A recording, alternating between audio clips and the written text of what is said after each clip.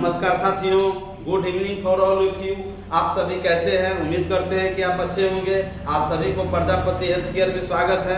मैं हूं आपका दोस्त डॉक्टर शगुनी पंडित, मरवल प्रखंड, मुजफ्फरपुर, बिहार। दोस्तों, जैसा कि आप सभी जानते हैं कि मैं प्राथमिक चिकित्सा का कार्य करता हूं और आप लोगों को भी हेल्थ से रिलेटेड वीडियोज लेकर के आता हूं। दोस्तों, आज का टॉपिक बहुत ही महत्वपूर्ण होने वाला है, इसलिए इस टॉपिक में बने रहें और शुरू से अंत तक जरूर देखें। आज हम बात करने वाले हैं पर्सनल हाइजीन, व्यक्तिगत स्वच्छता में क्या क्या चीज आता है।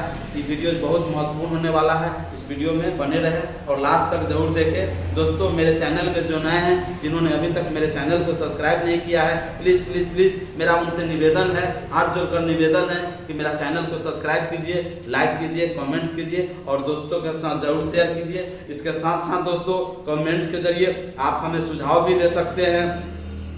हमों को हमारे लिए बहुत खुशी की बात होगी कि आप हमें सुझाव दिए, आप हमें बात किए। तो हम पर्सनल हाइजीन के बारे में। तो पर्सनल हाइजीन में होता है नियमित रूप से शौच जाना। जैसे आप पिक्चर में आप देख सकते हैं कि किस तरह से आपको दिखाया गया पर्सनल हाइजीन के बारे में। आपका 1 2 3 4 5 6 7 8 9 10 11 12 पिक्चर है। 12 पिक्चर में आपको बताया गया है पर्सनल हाइजीन के विषय में, किस तरह से ब्रश किया जा रहा है, किस तरह से स्नान किया जा रहा है, किस तरह से बालों की सफाई किया जा रहा है। यह काफी महत्वपूर्ण टॉपिक है।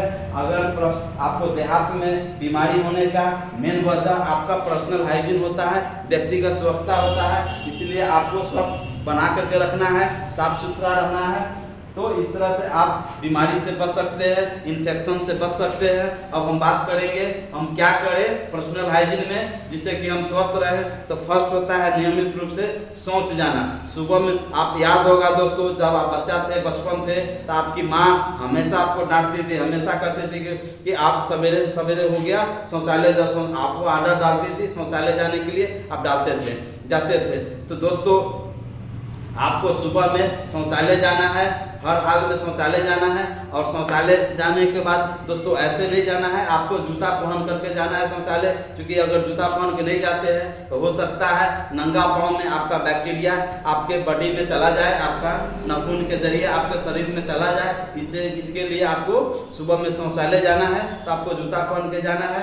उसके बाद शौच जाने के पश्चात, शौच से आने के पश्चात आपको साबुन से अच्छी तरह से आपके हाथों को सफाई करना है, अच्छी तरह से साबुन से धोना है। नाखून रहता है, आप हाथ धो लेते हैं, लेकिन अगर आप साबुन आपका नाखून के जरिए बढ़िया से साफ नहीं हुआ तो उससे भी बैक्टीरिया आपके बॉडी में चला जाएगा और आपको नुकसान करेगा। मिट्टी का प्रयोग हरगिज नहीं करें, क्योंकि मिट्टी में आपका हाथ अच्छी तरह से साफ नहीं होता है और आपका ज़्यादातर बैक्टीरिया आपको मिट्टी में पाया जाता है, वह आपको नुकसान का कारण बन जाता है। खासकर गीली मिट्टी तो और धूल से भी आपको नहीं छूना चाहिए, उससे आपको बहुत बॉडी में, आपको शरीर में आपका बहुत नुकसान पहुंचता है और वह इन्फेक्शन आपको होने का वो वजह होता है। और दूसरा बात है दोस्तों, शौचालय आपका साफ है, सब कुछ आपका अच्छा है, लेकिन आपका जो पानी जहाँ रखते हैं मग आपका गंदा है और आपका पानी साफ है, तो ऐसा भी नहीं होना चाहिए। आपको हमेशा 2-3 महीना 4 महीना पर हमेशा आपको मग को बदल देना चाहिए। पानी है तो आपको पानी में जिस बर्तन में रखते हैं उस बर्तन को भी साफ रहना चाहिए, क्योंकि जब पानी साफ है तो मग भी साफ रहना चाहिए, बाल्टी भी साफ रहना चाहिए। तभी आप इसे लाभ ले सकते हैं स्वच्छता का। और नहीं तो पानी अच्छा है, दोनों गंदा है तो आपका भी उससे भी इन्फेक्शन आपका हो जाएगा। अब बात करें कि गीली मिट्टी से हम प्रयोग नहीं करें। अब स्नान की बात करें तो हमें डेली स्नान करना है, प्रत्येक दिन स्नान करना है। आपको याद होगा जब आप बचपन में थे तो माँ हमेशा आपको स्नान करने के लिए बातें में बोलती थी। दोस्तों, स्नान करने का मतलब है कि पानी पटाल लेना और पूरे शरीर को भिंगा देना स्नान नहीं होता है। स्नान करने का मतलब होता है कि आपका पूरा शरीर को भीगना चाहिए और साबुन से अच्छी तरह से आपको अच्छी तरह से आपको स्नान करना है।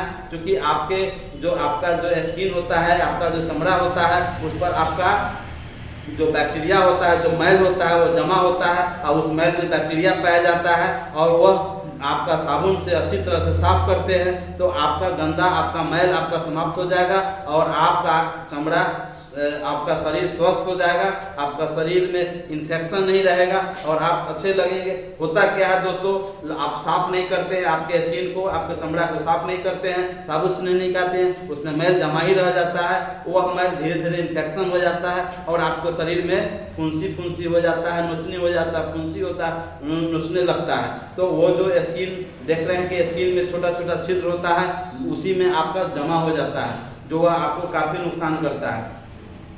तो आपको स्नान करना है, अच्छी तरह से स्नान करना है। स्नान करने के पश्चात जब आप बाहर निकलते हैं तो याद रहे आपका साफ तौलिया से ही आपको पूरे पानी को लेना, पूरे तौलिया से अच्छी तरह से साफ तौलिया से धोना है।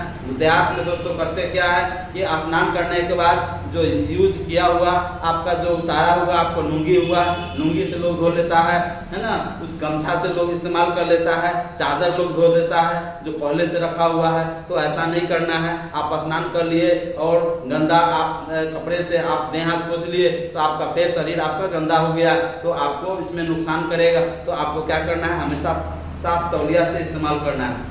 दोस्तों ब्रश करने की बात करें तो ब्रश दोस्तों होता क्या है कि ब्रश सुबह में आप अगर रात में अगर खाना खाते हैं तो वह आपका जर्म्स, वो जो आपका कीड़ा होता है आपके दांतों में फंस जाता है, आपका अन्न जो है दांत में फंस जाता है, वो सड़ जाता है और उसमें बैक्टीरिया लग जाता है।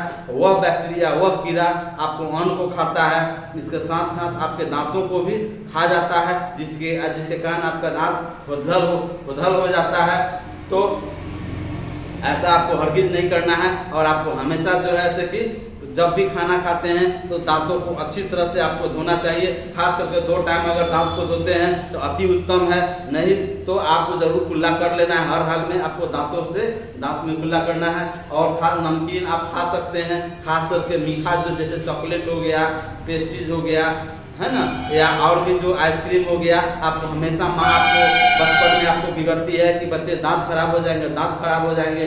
ये सही में बात बोलती थी कि आपका दांत मीठा चीज से आपका दांत जल्दी खराब होता है, उसमें बैक्टीरिया ज़्यादा जल्दी लग जाता है, कीड़ा लग जाता है, दांत आपका सड़ जाता है। तो आपको क्या करना है, दांतों को अच्छी तरह से साफ करना है, ब्रश से लेना है। ब्रश सॉफ्ट होना चाहिए, कड़ा नहीं होना चाहिए। हर 2 से 3 महीना में ब्रश को बदल देना चाहिए। और घर में प्रत्येक लोगों को, बच्चों लोगों को भी, आपको भी दायित्व है कि आपको भी बच्चों पर ध्यान रखना है और साफ सफाई बच्चा भी करे। तो इस तरह से आपको दांतों की सफाई करना है। अब आइए आँख, कान, नाक, जीभ और त्वचा। आपको आंखों को आप स्नान कर लिए, आंख में किस लगा हुआ है, गंदा लगा हुआ है, उसको आप अच्छी तरह से साफ नहीं करते हैं, आंख पर पानी नहीं मारते हैं, वो आपको देखने में अच्छा नहीं लगेगा, उससे भी आपका इन्फेक्शन हो जाएगा और आपको खराब लगेगा। और नाक की सफाई दोस्तों, जब स्नान करते हैं तो नाक को भी इस तरह से छींक करके आप अच्छी तरह से अंदर में पानी डाल करके दोनों अपना हाथ से अच्छी तरह से नाकों को साफ करना चाहिए, ठीक है। और कान की भी सफाई करना चाहिए। इसके साथ साथ दोस्तों ये बाल की बात करें तो बाल आपका जो है, बाल को भी अच्छी, अगर 4-5 दिन नहीं नहाते हैं तो आपके बाल में जूं आपका आ जाएगा, वो डैंड्रफ उसमें आ जाएगा, उसमें गंदा लगेगा, आपको कंघी करने में तकले आपको परेशानी हो जाता है। जैसा कि आप सभी जानते होइएगा, देहात में लोग स्नान नहीं करते हैं तो इस ढंग की समस्या आता है। तो आपको बालों को चमकीला और स्वस्थ बनाए रखने के लिए आपको प्रत्येक दिन आपको साबुन, जो आप साबुन इस्तेमाल करते हैं, शैम्पू इस्तेमाल करते हैं, अपनी इच्छा अनुकूल आप इस्तेमाल कर सकते हैं।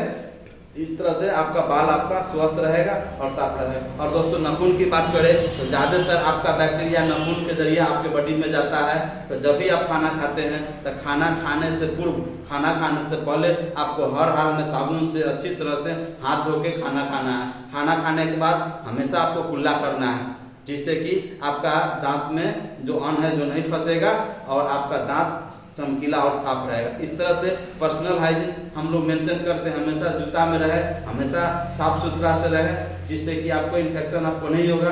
देहात में बीमारी होने का 80% इन्फेक्शन डिजीज होता है। इन्फेक्शन डिजीज के कारण देहात में 80% बीमारियां होता है। तो उससे बचना अगर चाहते हैं तो आपको हर हाल में पर्सनल हाइजीन आपको रखना ही पड़ेगा, व्यक्तिगत स्वच्छता रखना ही होगा। दोस्तों आप सभी जानते हैं कि अगर आप नंगा पांव और खेत में आप चले जाते हैं, नंगा पांव और खेत में चल जाते हैं, अगर उस खेत में मल मूत्र त्यागा जाता है, उसके जरिए आपको बैक्टीरिया आपके पैर तक ले, जहाँ आपका पैर फटा हुआ एड़ी है, दरार है, उससे जरिए आपके बॉडी में चला जाएगा कीड़ा, आपके बॉडी में चला जाएगा और पेट में कीड़ा हो जाएगा। एवं प्रकार से इन्फेक्शन आपको होता है। जैसा कि आप चित्र में भी मैंने दिखाया है, जिस तरह से आप देखिए ब्रश करने का क्या मेथड होता है, स्नान किस तरह से करना है, ये करना है, ये है स्नान करने का विधि है, हाथ धोने का ये है। इस तरह से जो चित्र 12 चित्र में दिखाया गया है दोस्तों, ये पर्सनल हाइजीन के विषय में आपको बताया गया है कि पर्सनल हाइजीन में क्या क्या आपको करना है, क्या क्या वर्कआउट करना है, और यह डेली करना है, नियमित रूप से करना है, बीच नहीं करना है। अगर अपने आप को स्वस्थ रखते हैं तो हमेशा आपको पर्सनल हाइजीन पर आपको ध्यान रखना है। ठीक है दोस्तों, यह वीडियो कैसा लगा? अगर वीडियो आपको पसंद आया है, अच्छा लगा है, तो निश्चित ही आपसे निवेदन करेंगे कि मेरा चैनल को प्रजापति हेल्थ केयर को आप सब्सक्राइब कीजिए, लाइक कीजिए, कमेंट्स कीजिए और दोस्तों के साथ जरूर शेयर कीजिए। धन्यवाद दोस्तों।